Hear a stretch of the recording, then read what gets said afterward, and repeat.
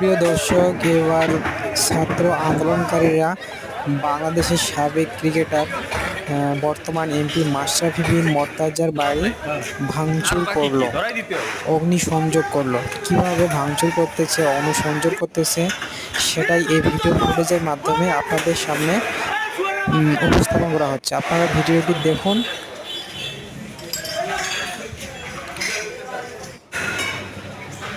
ভাঙচুর অগ্নি সংযোগের সময় সম্ভবত মাশরাফির পরিবার কেউই বাড়িতে নেই।